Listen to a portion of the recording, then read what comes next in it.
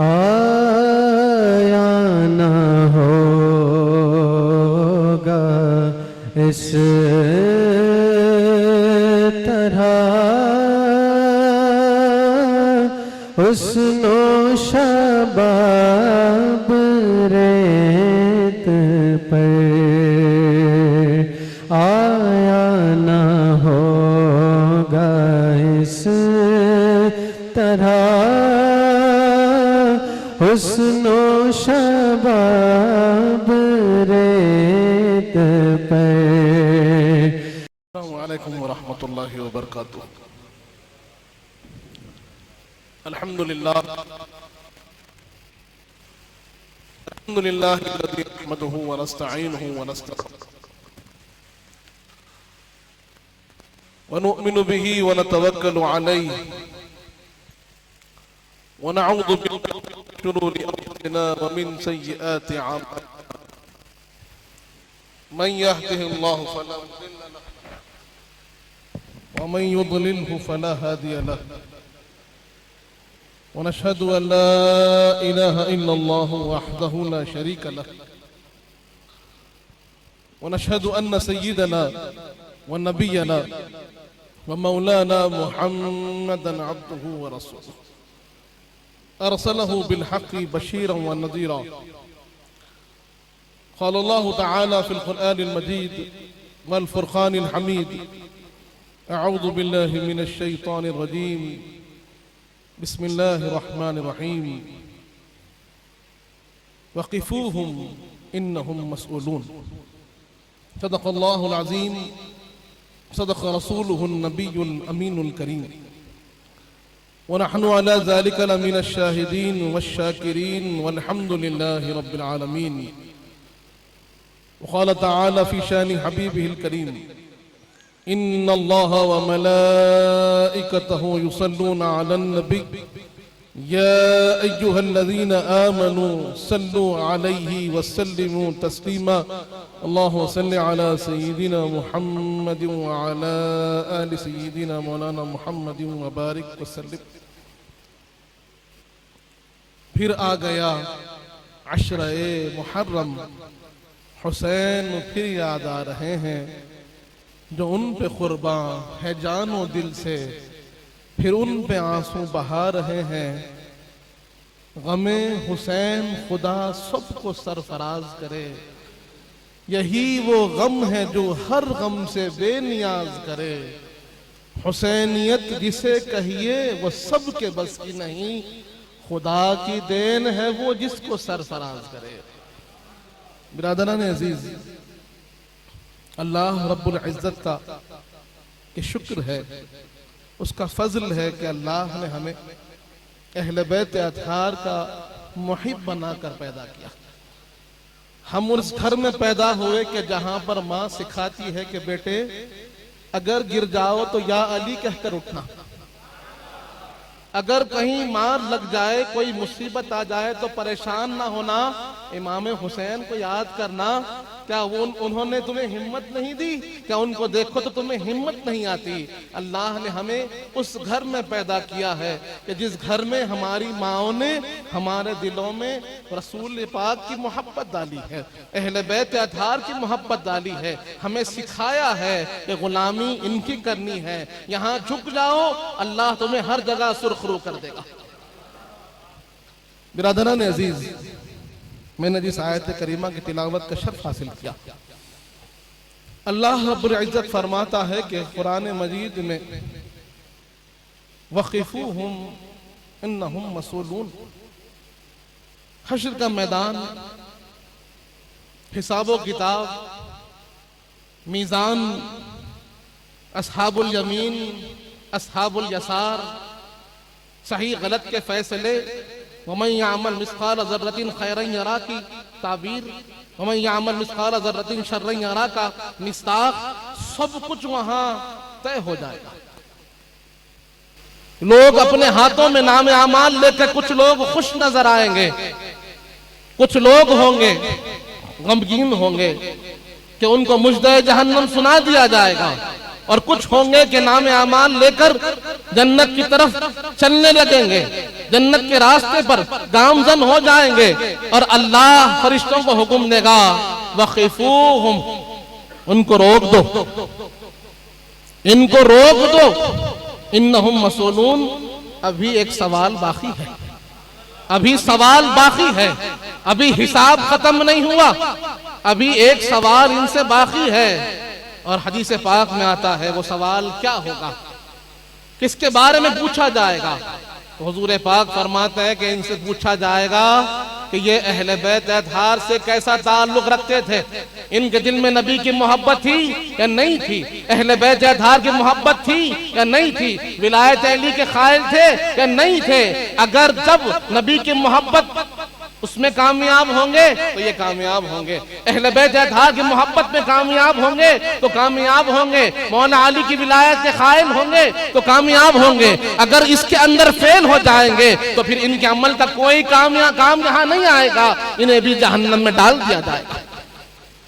इसी हदीस को हजरत अबू बकर सिद्दीक रज़ी अल्लाह अन्हु इस तरह भी बयान फरमाते हैं कि जब पूरे सिरात का मामला होगा तो अल्लाह रब्बुल इज्जत मौला अली मुश्किल कुशा को वहां पर मुकर्रर कर देगा, वहां पर खड़ा कर देगा और जिसके नाम आमाल पर मौला अली की दस्तखत होगी वही जन्नत में जाएगा। हजरत अबू बकर सिद्दीक बयान कर रहे हैं कि अल्लाह रब्बुल इज्जत वहां पर अली को खड़ा कर देगा कि अली इसके नाम आमाल पर तुम दस्तखत कर दो वही जन्नती है, क्योंकि तुम्हारे बच्चे जन्नत के नौजवानों के सरदार है, जो तुम्हारा है वही जन्नत में जाएगा, जो तुमसे बगावत करेगा, जो तुमसे वफा ना करेगा, जो तुम्हारा वफादार होगा वही जन्नत में जाएगा, जो तुम्हारा गद्दार होगा उसका ठिकाना जहन्नम होगा। बिरादरान अजीज, इसी तरह हदीस पाक आती है, मशहूर हदीस पाक है कि अल्लाह रब्बुल इज्जत बंदे से 4 चीजों के बारे में पूछेगा। हुजूर एक बात फरमाते हैं कि बंदा जब हश्र के मैदान में खड़ा होगा तो पैर उसके लर्जा होंगे, कांपते रहेंगे, पैर कांपते रहेंगे और 4 चीजों के बारे में उससे पूछा जाएगा। पहली चीज अंजसदी, उसके जिस्म के बारे में कि तूने, अल्लाह ने जिस्म तुझे दिया, जो ताकत तुझे दी, जो कुव्वत तुझे दी, उसका तूने क्या किया, इस जिस्म का इस्तेमाल किस रास्ते पर किया, किस काम में किया, यह सवाल होगा। उसके बाद हदीस पाक में आता है दूसरा सवाल होगा अन हयातिही, कि ऑन टोटल सारी जिंदगी का तूने क्या किया, तेरे वक्त का तूने क्या किया, किस तरफ तूने अपने वक्त को, अपनी जिंदगी को गुजारा है, किस रास्ते पे गुजारा है। तीसरी चीज उससे पूछी जाएगी अनमाली ही, उसके माल के बारे में कि माल कहां से कमाया, मिन अयना इक्तसबा, कि कहां से कमाया और कहां खर्च किया, हलाल जरिए से कमाया, हलाल जरिए पे खर्च किया या इसराफ किया। उसके बाद हुजूर पाक फरमाते हैं चौथा सवाल होगा अन हुब्बी अहले बैती, कि मेरी अहले बैत के बारे में सवाल होगा, अहले बैत अतहार की मोहब्बत के बारे में सवाल होगा। जब हुजूर पाक ने फरमाया कि चौथा और आखिरी सवाल, सारे मामलात होने के बाद, सारे हिसाब किताब होने के बाद चौथा सवाल अल्लाह करेगा अहले बैत अतहार की मोहब्बत का, और इसमें कामयाबी होगी तो फिर जन्नत का मुजदा सुनाया जाएगा। तो सहाबा किराम ने अर्ज किया या रसूल अल्लाह, अहले बैत अतहार की मोहब्बत की दलील क्या है, अहले बैत अतहार की मोहब्बत, आपकी मोहब्बत।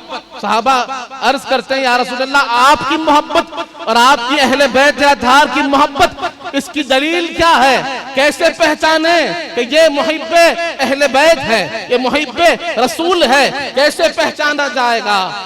तो सहाबा-ए-किराम फरमाते हैं जब हमने पूछा तो हुजूर पाक ने मौला अली आपके बाजू बैठे थे, कांधे पे हाथ रखा कि हुआ ये है वो दलील मोहब्बत की कि अली से मोहब्बत होगी तो समझ लेना अहले बैत अताहर से मोहब्बत होगी, अली से मोहब्बत होगी समझ लेना कि रसूल से मोहब्बत होगी, अली से मोहब्बत होगी समझ लेना कि खुदा से मोहब्बत होगी।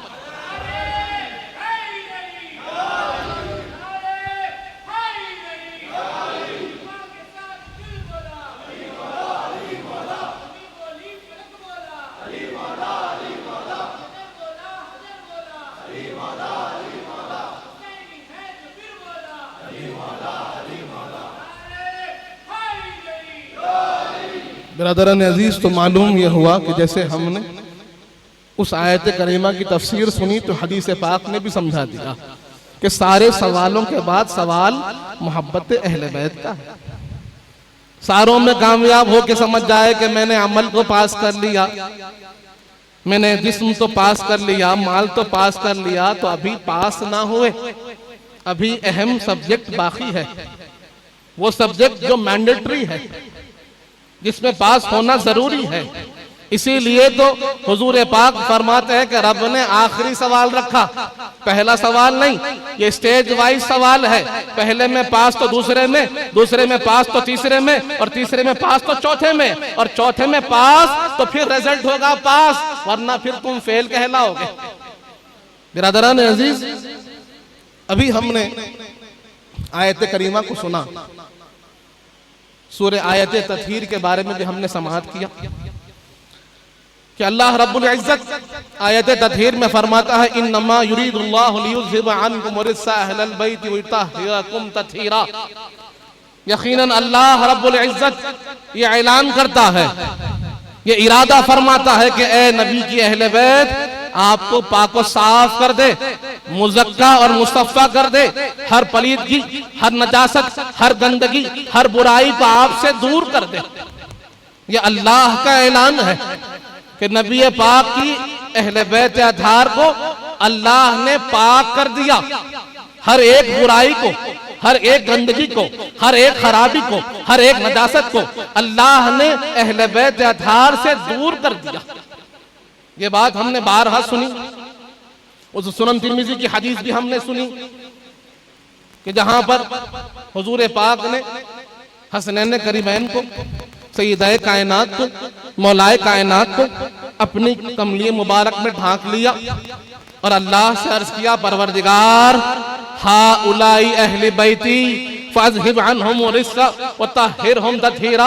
ए परवरदिगार, ये मेरी अहले बैत है, इनको पाक व साफ कर दीजिए, इनको मुज़क्का और मुस्तफ़ा कर दीजिए, हर एक बुराई को, हर एक गंदगी को, हर एक खराबी को, हर एक पलीदगी को, हर एक नजासत को इनसे दूर कर दीजिए। ये बात हमने बारहा सुनी है, लेकिन क्या हमने इस ऐलान का असर देखा? असर कहां तक है?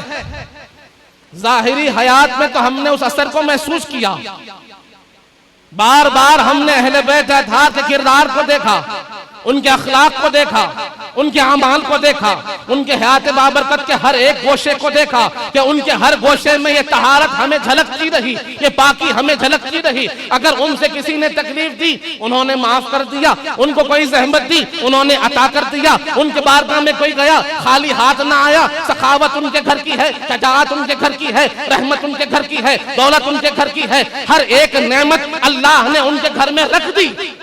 जाहिरी तौर पर हमने ये तहारत के आसार तो देखे, लेकिन अगर हम देखना चाहे तो आज भी वो तहारत के आसार हमें नजर आएंगे। वो कैसे? बात यह है कि अल्लाह रब्बुल इज्जत का ये जो पाकी का ऐलान हुआ, इस कदर वसी हुआ कि अल्लाह ने न सिर्फ हर एक पलीदगी, हर एक गंदगी, हर एक बुराई, हर एक नजासत को अहले बैत अताहर से दूर कर दिया, बल्कि हर एक नजीस को, हर एक गंदे को, हर एक बुरे को, हर एक खराब को भी अहले बैत अताहर से दूर कर दिया।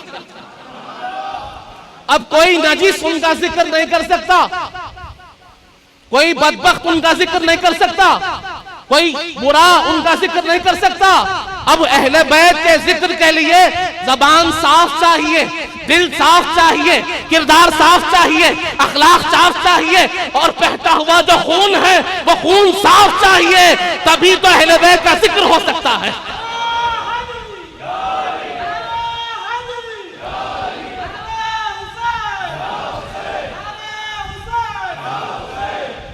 हम आज देख रहे हैं कि कुछ लोग लिबास तो साफ पहनते हैं, बात तो अच्छी करने की कोशिश करते हैं, लेकिन जब बात अहले बैत के जिक्र की आती है तो हलक से हुसैन नहीं निकलता, हलक से अली नहीं निकलता, हलक से हसन नहीं निकलता।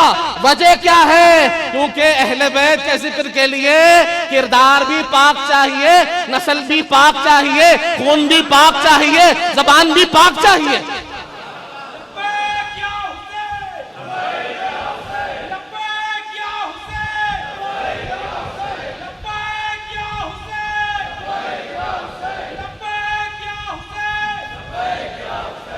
बिरादरान अजीज, तो उस ऐलान तत्हीर का असर यहां तक दिख रहा है कि रब ने ऐलान कर दिया।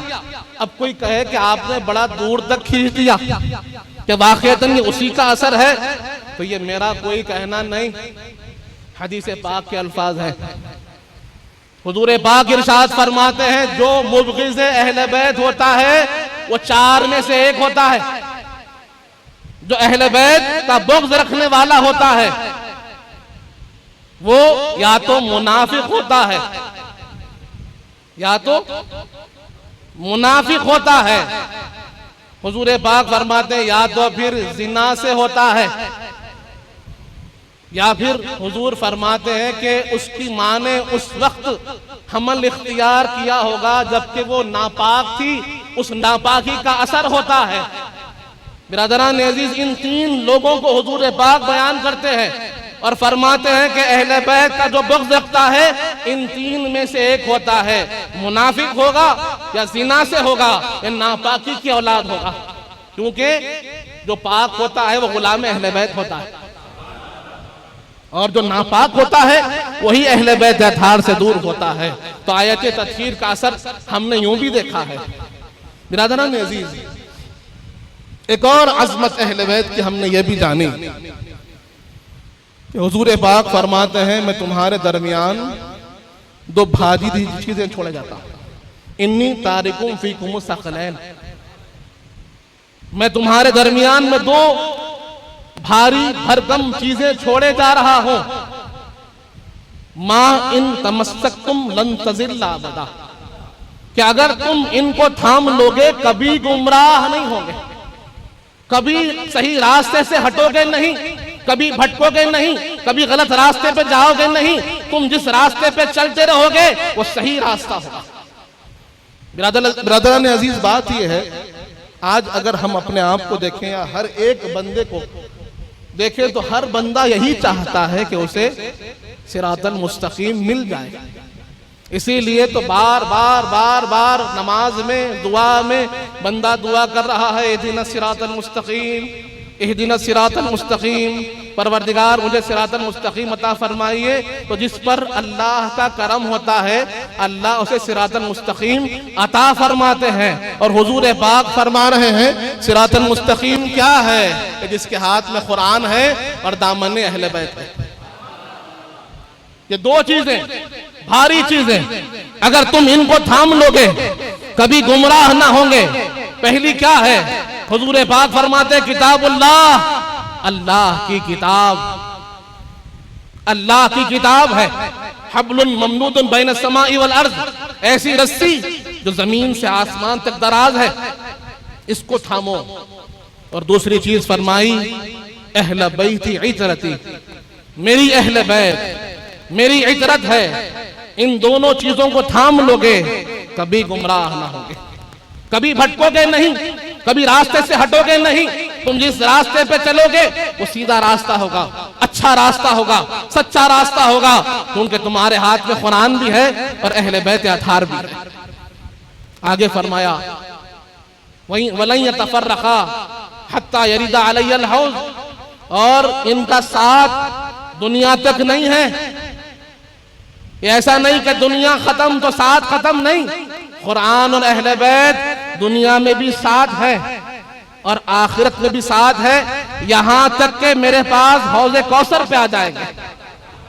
बिरादरान अजीज, तो जिनको ये समझ में आता है कि भाई कुरान कुरान कुरान कुरान, ये जान लो कि हुजूर पाक फरमाते हैं सिर्फ कुरान नहीं, कुरान और अहले बैत ये दोनों साथ है। इन दोनों को थामोगे कामयाब, इन दोनों को थामोगे नजात पाओगे। बिरादरान अजीज, अहले बैत अतहार की अहमियत बहुत ज्यादा है। लोग कहते हैं कि इतना जिक्र क्यों, इतनी याद क्यों, इतना चर्चा क्यों। बिरादरान अजीज, बात यह है कि ये जिक्र ना हमने किया है ना ये हमारा इरादा है, कि जिक्र का हुक्म परवरदिगार का है, मोहब्बत अहले बैत का हुक्म परवरदिगार का है। आयत मवद्दत हमारे सामने है। अहले बैत अतहार की अज़मत को अल्लाह ने बयान किया, अहले बैत अतहार की मारिफत को अल्लाह ने बयान किया, अहले बैत अतहार की सखावत को अल्लाह ने बयान किया, अहले बैत अतहार की सियादत को अल्लाह ने बयान किया। अब अल्लाह इनको बयान कर रहा है कुरान मजीद में, और हुजूर पाक सल्लल्लाहु अलैहि वसल्लम इरशाद फरमा रहे हैं कि जिसने मेरी अहले बैत से मोहब्बत की, दर हकीकत उसने मुझसे मोहब्बत की। और हम जानते हैं कि हुजूर पाक की मोहब्बत ये ईमान के लिए जरूरी है। जब तक हुजूर पाक की मोहब्बत ना होगी, ईमान कामिल ना होगा। उसी तरह हुजूर पाक ने यह भी समझा दिया, सुनन नसाई की वो हदीस हमारे सामने है जहां पर हुजूर पाक फरमाते हैं ला यदखुलु क़ल्ब रजुलिन अल ईमानु हत्ता युहिब्बहुम लिल्लाहि व लिखराबती, कि किसी शख्स के दिल में उस वक्त तक ईमान दाखिल ना होगा जब तक वो अहले बैत अतहार से अल्लाह की खातिर और रसूल पाक की खातिर मोहब्बत ना करे। हुजूर पाक फरमा रहे हैं कि अहले बैत अतहार की मोहब्बत ये ईमान के लिए जरूरी है, कि अगर अहले बैत अतहार की मोहब्बत दिल में नहीं तो उस दिल में ईमान दाखिल नहीं हो सकता। बिरादरान अजीज, अब ये बात तो हमें सोचना है कि अगर दिल में ईमान नहीं तो फिर अमल किस काम का, सजदे किस काम के, रोजे किस काम के, खिरात किस काम की। तो ईमान जरूरी है अमल की मकबूलियत के लिए, और हुजूर पाक की मोहब्बत और अहले बैत अतहार की मोहब्बत जरूरी है ईमान के लिए। इसीलिए हमने हदीस पाक बारहा सुनी। हजरत अब्दुल्लाह इब्न अब्बास रजी अल्लाह अन्हुमा रिवायत फरमाते हैं इस हदीस को, और दीगर सहाबा इकराम ने भी इसे नकल फरमाया कि एक मरतबा हुजूर पाक ने इरशाद फरमाया मात अला बुग़्ज़ अहले बैती माता काफिरा। एक और हदीस में आया मात अला बुग़्ज़ अहले बैती अदखलहु अन्नार, कि जब हुजूर पाक ने फरमाया कि जो अहले बैत अतहार के बुग़्ज़ पर मरता है, अहले बैत अतहार से दिल में बुग़्ज़ हो और इस हाल में मर जाए, तो फिर उसका ठिकाना जहन्नम होगा। जब इस शिद्दत के साथ, इस सख्ती के साथ हुजूर पाक ने इरशाद फरमाया, इस पर सहाबा इकराम में से किसी ने उठकर अर्ज किया, या रसूल अल्लाह इन सामा व सल्ला, अगर वो रोजा रखता है, अगर वो नमाजें पढ़ता है, लेकिन उसके दिल में अहले बैत का बुग़्ज़ है, तो क्या फिर भी वो जहन्नम में जाएगा? नमाज काम नहीं आएगी, रोजा काम नहीं आएगा, सिर्फ अहले बैत की मोहब्बत ना हो तो क्या जहन्नम में चला जाएगा? जब ये अर्ज किया गया, हुजूर पाक ने फरमाया इंसामा वसल्ला बैनल हजरी वल मकाम, कि अगर वो रोजा भी रखता है और हजर अस्वद और मकाम इब्राहिम के दरमियान खड़ा होके भी नमाज पढ़े, और वहां नमाज पढ़े इस हाल में कि उसके दिल में अहले बैत का बुग़्ज़ है, तो जान लो कि उसका ठिकाना जहन्नम होगा। क्यों? क्योंकि हमने पहली हदीस सुनी है, वो हदीस हमारी रहनुमाई करती है अहले बैत अतहार की मोहब्बत ईमान है, और ईमान के बगैर अमल कामयाब नहीं होता, अमल मकबूल नहीं होता, अमल मोतबर नहीं होता। इसीलिए हुजूर पाक फरमाए दिल में अहले बैत का ना होना, दिल में अहले बैत की मोहब्बत का ना होना इस बात की दलील है कि उस दिल में ईमान भी नहीं है, वो मुनाफिक है। बिरादरान अजीज, अब जब हम हुजूर पाक की बारगाह में हाजिर होकर देखें कि हुजूर पाक अपने शहजादों से कैसी मोहब्बत करते थे, क्या अंदाज़े मोहब्बत रहा। क्योंकि अल्लाह फरमाता है वमा आताकुम रसूल फखुजूहु, कि जो हुजूर पाक तुमको दे उसे पकड़ लो, उसे ले लो, उसे अपनी जिंदगी का हिस्सा बना लो। अतीउल्लाह व अतीउर रसूल, अल्लाह की इताअत करो और रसूल पाक की इताअत करो। अब कैसे इताअत, क्या सुन्नत है, क्या तरीक़े रसूल रहा, अगर उसको देखें तो बात और वाज़ेह होगी। हदीस पाक में आता है कि हुजूर पाक सल्लल्लाहु अलैहि वसल्लम का ये तरीक़ेकार रहता था कि आप अपने शहजादों के साथ मस्जिद नबवी शरीफ में तशरीफ लाते और उन शहजादों को वहां सहने मस्जिद पे छोड़ देते और शहजादों के साथ खेल होता, कभी कुछ। तो एक दिन खेल हुआ, शहजादों ने हुजूर पाक की बारगाह में अर्ज किया, नाना जान आज हम ऊंट का खेल खेलते हैं। खेल कौन सा? ऊंट का खेल। अब हमारे पास फिक्र ये होती है ऊंट का खेल होगा तो ऊंट मंगाया जाएगा, ऊंट पर बिठाया जाएगा, लेकिन यहां मंजर ही कुछ और है, बात ही कुछ और है। जब शहजादों ने अर्ज किया नाना जान आज हम ऊंट का खेल खेलेंगे, तो हुजूर पाक सल्लल्लाहु अलैहि वसल्लम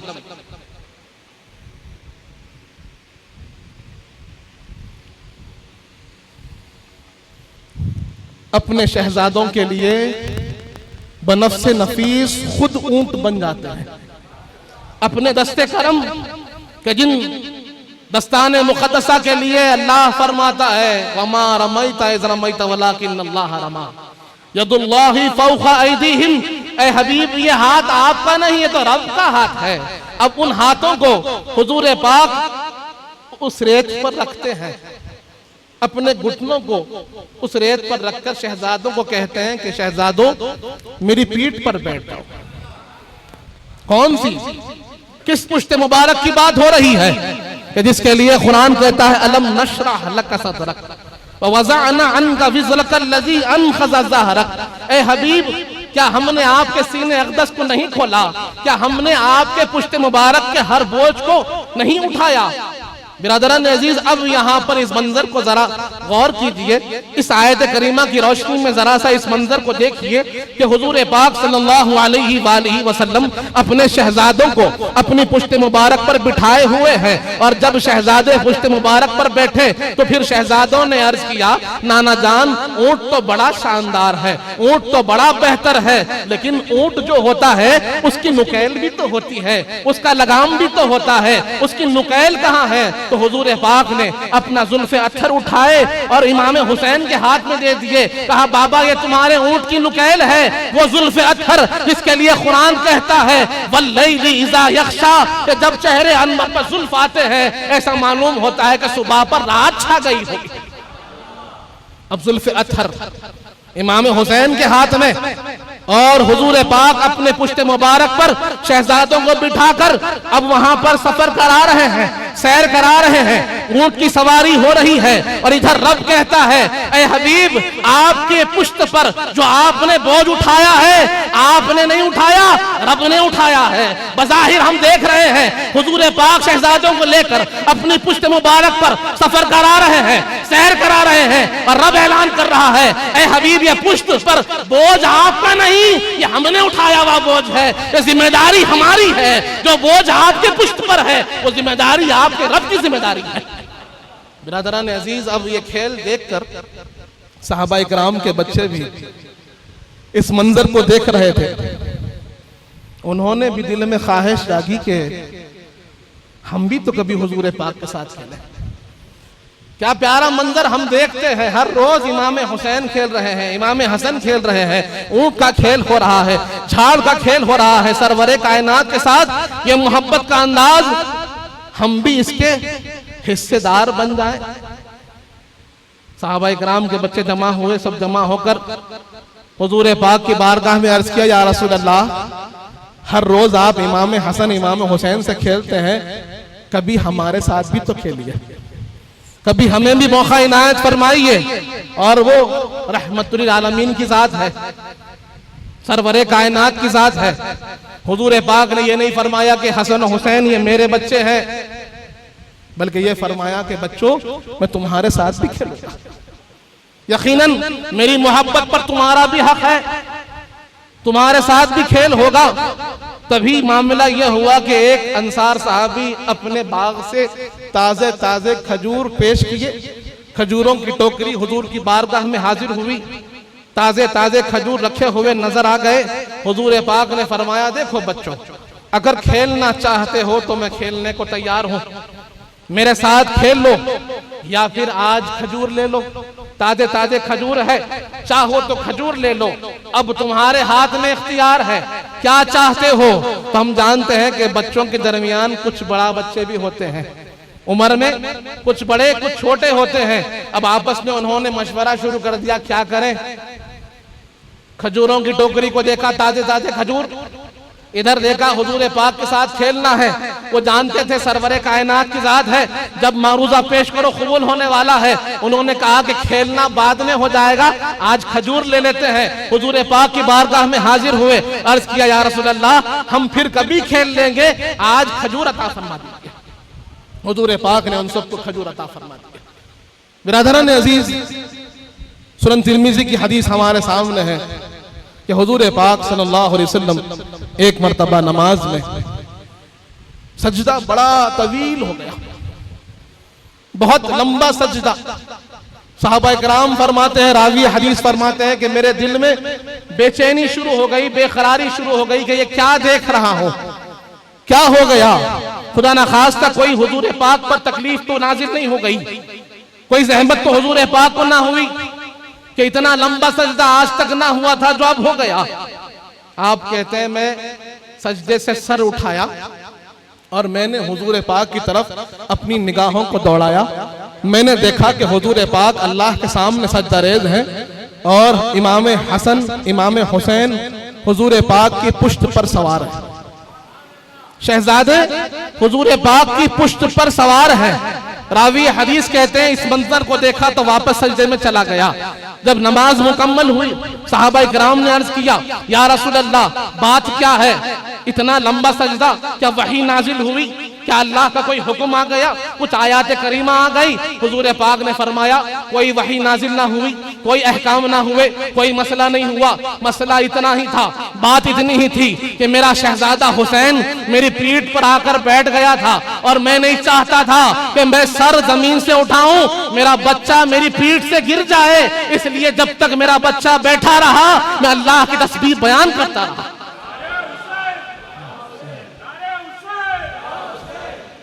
बिरादरान अजीज को ताल्लुक़ रसूल हमें मालूम हो रहा है कि ये का ताल्लुक़ कितना गहरा है, कितना मजबूत ताल्लुक़ था। हुजूर पाक बार बार समझा रहे हैं, बार बार बता रहे हैं, हमें दिखा रहे हैं कि ताल्लुक़ कितना गहरा है। जानो इनकी अजमतों को पहचानो, इनके मकाम को पहचानो। उसके बाद हुजूर पाक ने आखिर में एक ऐसा हमें हुक्म दे दिया, ऐसी हदीस हमारे सामने अता फरमा दी कि उसके बाद तो फिर कोई और मकाम मर्तबा बचता ही नहीं। हुजूर पाक फरमाते हैं हुसैन मिन्नी व अना मिन हुसैन, हुसैन मुझसे है और मैं हुसैन से हूं। फरमाया हुसैन मुझसे है, हुसैन का हर एक चीज, हर एक वस्फ, हर एक अदा, हर एक मामला मुझसे है। उनको मुझसे जुदा नहीं समझना, उनको मुझसे अलग नहीं समझना। हुसैन की असल मैं हूं, हुसैन मेरा मजहर है, हुसैन मेरा मजहर है। और याद रख लो मैं हुसैन से हूं। ये वक्त वक्त की बात है, मामला वक्त वक्त का है, एतबार एतबार का है। इसे हुजूर पाक समझा रहे हैं, इसे ख्वाजाए खाजगा ने अपने अशार में भी बयान फरमाया कि शास्त हुसैन, बादशास्त हुसैन, दीनस्त हुसैन, दीन पनास्त हुसैन, सरदाद नदाद दस्त दर दस्ते यजीद, खखा के बिना इला इलास्त हुसैन। ये जो मामला है ना कि जब हम इस्लाम की इब्तिदा को देखते हैं, ऐलान इस्लाम को देखते हैं और जानते हैं कि जब हुजूर पाक ने ऐलान फरमाया दीन का, निज़ाम दीन का, अहकाम कुरान का, वहदहू ला शरीक की वहदानियत का, तो हमने देखा कि हुजूर पाक सर तपा दीन है। तो दीन की हिफाजत के लिए अमीर हमजा भी है, मौला अली भी है, हजरत अबू बकर सिद्दीक भी है, हजरत उमर फारूक भी है, हजरत अम्मार बिन यासिर भी है, हजरत उस्मान गनी भी है। ये सहाबा इकराम अब दीन की खिदमत, दीन की हिफाजत, दीन की पनाह में लगे हुए हैं। हुजूर पाक दीन है तो दीन की खिदमत और हिफाजत करने वाले सहाबा इकराम है। हमने बदर में देखा है, ओहद में देखा है कि जब कभी दीन पर कोई आंच आई तो मौला अली मुश्किल कुशा खड़े हो गए, अमीर हमजा खड़े हो गए, अबू बकर सिद्दीक खड़े हो गए, उमर फारूक खड़े हो गए, उस्मान गनी खड़े हो गए, अम्मार बिन यासिर खड़े हो गए, अबू उबादा बिन जरा खड़े हो गए और उन्होंने दीन की पनाह की। बात चलती रही।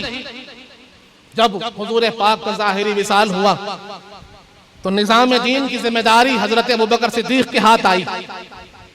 अब दीन की जिम्मेदारी हजरत अबू बकर सिद्दीक के हाथ है और उस दीन की पनाह के लिए खड़े हैं तो मौला अली खड़े हैं, हजरत उमर फारूक खड़े हैं, सहाबा इकराम वहां भी मौजूद हैं कि दीन की हिफाजत हो रही है।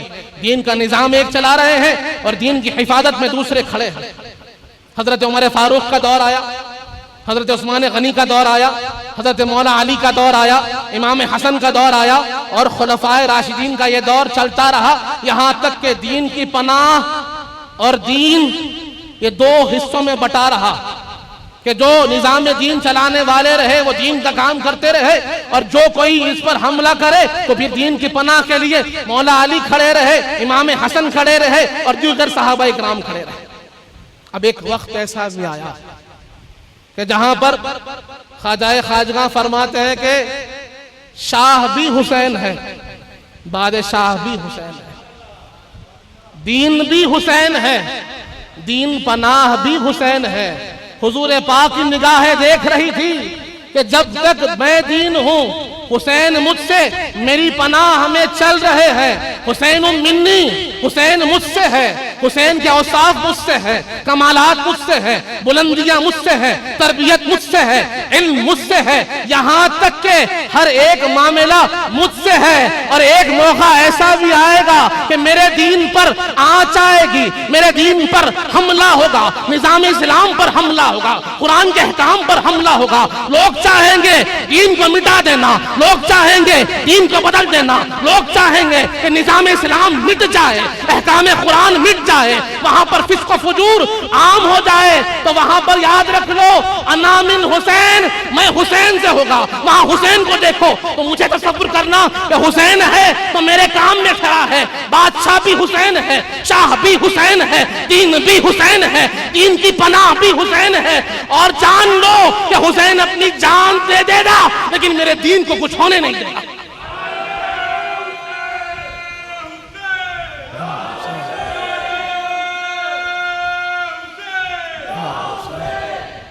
बिरादरान अजीज, तो हमने जाना कि दीन भी हुसैन थे, दीन पनाह भी हुसैन थे।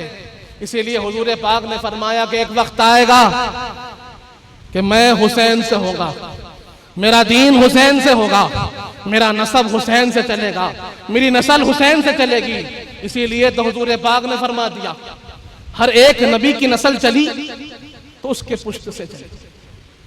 नबी पाक की नस्ल नबी के पुश्त से चली और हुजूर पाक फरमाते मेरी नस्ल मेरी शहजादी और अली से चलने वाली है। मेरी नस्ल चलेगी तो इमाम हसन इमाम हुसैन से चलेगी। इस तरह भी हुजूर पाक का मजहर इमाम हसन इमाम हुसैन है कि आज जो नस्ब रसूल चल रहा है वो सारा का सारा इमाम हसन इमाम हुसैन से चल रहा है। और हम जानते हैं हुजूर पाक ने फरमा दिया कुल्लु सबबिन व नसबिन यनखतिउ इल्ला सबबी व नसबी। हुजूर पाक फरमाते हैं कि हर एक नसब, हर एक सबब, हर एक खानदान का जो नसब चल रहा है सब कट जाएंगे, सब मिट जाएंगे, सब खत्म हो जाएंगे। ना मिटा है ना मिटेगा तो मेरा नसब नहीं मिटेगा। लोग लाख कोशिश करेंगे, भूखा प्यासा रखेंगे, अतराफ से घेर लेंगे, हजारों मिलके कुछ पर हमला भी कर लेंगे, तब भी मेरे नसब को मिटा नहीं पाएंगे। मेरा नसब तब भी था अब भी है और क़यामत तक चलता रहेगा। और हमने उसकी जिंदा मिसालें देखी है। हमने देखा है कि करबला में अहले बैत अतहार के सारे खानदान पर हमला हुआ। एक एक को पकड़ पकड़ कर चुन चुन कर हजारों ने मिलकर शहीद किया। एक आबिदे बीमार बच गए थे, एक ज़ैनुल आबिदीन बच गए थे। आबिदे बीमार थे। जब उन्होंने देखा कि सब शहीद हो रहे हैं तो अपने बाबा जान की बारगाह में गए और अर्ज किया, बाबा मैं देखता हूं जो जा रहा है वापस नहीं आ रहा है। मैं देख रहा हूं कि हमारी सफ़े खाली हो रही है, आप तन्हा तन्हा होते चले जा रहे हैं। और मैं चाहता हूं कि जैसे मेरे भाई आप पर कुर्बान हो गए, मैं भी आप पर कुर्बान हो गया। मैं बीमार हूं, मेरे हाथों में ताकत नहीं, लेकिन दिल में जज्बा पूरा है, मेरा जज्बा पूरा है। मैं चाहता हूं आप पे कुर्बान हो जाऊं। मैं चाहता हूं कि आपसे पहले मेरी शहादत हो जाए, कि आपसे पहले जब तक ये ज़ैनुल आबिदीन जिंदा रहे आप पर कोई आंच ना आए। इमाम हुमाम ने कहा कि बेटे एक बात तो यह है कि बीमार पर जिहाद नहीं, बीमार पर जिहाद नहीं है। और दूसरी चीज मैं समझता हूं कि तुम बच जाओगे, मेरी कश्ती अहले बैत के नाखुदा तुम होगे और सारे मामलात मेरे तुमसे चलेंगे। अब ये मामला, ये जिम्मेदारी तुम्हारे कंधों पर आएगी और तुम इसे निभाओगे। तुम सब्र करो, तुम सब्र करो। बिरादरान अजीज, हम देखते हैं कि वो तने तन्हा रह गए थे, लेकिन आज हम देखते हैं कि हिंदुस्तान हो या अरब हो, हिजाज हो या कोई और शहर हो, जहां जाते हैं वहां सादात नजर आते हैं, जहां जाते हैं वहां हुसैनी नजर आते हैं, जहां जाते हैं वहां हसनी नजर आते हैं। कैसा हुआ कि वहां एक एक शहजादे बच गए थे, एक शहजादे इमाम हसन के बचे, एक शहजादे इमाम हुसैन के बचे। लोगों ने मिटाना चाहा, मिटाना ना पाया, लेकिन रब ने ऐसी बरकत दी कि आज खित्ते अर्ज के हर कोने में हम देखते हैं कि हुसैनी परचम लहरा रहा है, हसनी परचम लहरा रहा है और उस ऐलान को बता रहा है कि हुजूर पाक ने फरमाया हर नसब कट जाएगा, हर सबब मिट जाएगा, बाकी रहेगा तो मेरा नसब बाकी रहेगा, बाकी रहेगा तो मेरी नस्ल बाकी रहेगी। बिरादरान अजीज, तो ये मामूली बात नहीं, ये मिसाल है कि जिसे अल्लाह चाहता है उसे रखता है। और आज जो दीन हमको मिला है, जो हक्कानियत आज हमारे हाथ है, उसकी बुनियाद यही है कि इमाम हुमाम ने अपनी शहादतें अता फरमाई, शहादतों के नजराने दिए ताकि दीन बाकी रहे। हमारी जिम्मेदारी है कि इस दीन की हिफाजत करें, दीन इस्लाम की हिफाजत करें, मोहब्बत रसूल की हिफाजत करें, अहले बैत अतहार की मोहब्बत की हिफाजत करें और जो हुसैनी मिशन हमें दिया गया है उस मिशन को बखूबी अंजाम दे, आगे बढ़ाते रहे, उस पैगाम को आम करते रहे जो हुसैनी पैगाम है। बिरादरान अजीज, बहुत सी खुशखबरियां हुजूर पाक ने दी है। हुजूर पाक ने फरमा दिया कि मन अहब्बहुमा, मन अहब्बनी व अहब्बहुमा व अबाहुमा काना मई फिल जन्नह। एक और हदीस पाक में आया कि जो मुझसे मोहब्बत करे, मेरे दोनों शहजादों से मोहब्बत करे और शहजादों के वालिदैन गिरामी मौला अली सैयद कायनात से मोहब्बत करे, हुजूर पाक फरमाते हैं वो जन्नत में मेरे साथ होगा, जन्नत में मेरे दर्जे में मेरे साथ होगा। ये क्या वजह है कि हमें उस दर्जे पे पहुंचाया जा रहा है? अगरचे कि हमारा अमल उतना मजबूत ना होगा, हमारे अमल में वो कमाल कहां से आए जो कमाल पहले वालों का था, लेकिन हुजूर पाक फरमाते हैं कि अगर तुम्हारे अमल कमजोर हो कोई बात नहीं, अगर तुम्हारी निस्बत हमसे मजबूत हो, हमारी अहले बैत से मजबूत हो, तुम्हारे दिलों में अहले बैत की मोहब्बत हो, तो तुम्हारे अमल का कोई मामला ना होगा। रब तुम्हें ऐसा फजल अता फरमाएगा कि तुम मेरे दर्जे में शामिल हो जाओगे, मेरे दर्जे में रहोगे जन्नत में। वजह क्या है? अहले बैत अतहार की मोहब्बत है। बिरादरान अजीज, हमें और भी खिताब सुनने हैं और भी कलाम सुनना है, बातें बहुत है, लेकिन इसे इंशाअल्लाह हम आगे भी सुनते रहेंगे। इन्हीं चंद कलिमात के साथ आपसे रुखसत होता हूँ। दादा पीर क़िबला ने फरमाया, क्या फरमाया है? हुसैनियत जिसे कहिए वो सब के बस की नहीं, खुदा की देन है वो जिसको सरफराज करे, गमे हुसैन खुदा सबको सरफराज करे, यही वो गम है जो हर गम से बेनियाज करे। व आखिर दावाना अनिल हम्दुलिल्लाहि रब्बिल आलमीन। आया ना होगा इस तरह हुस्नो शबाब रेत पर, आया ना होगा इस तरह हुस्नो शबाब रेत पर।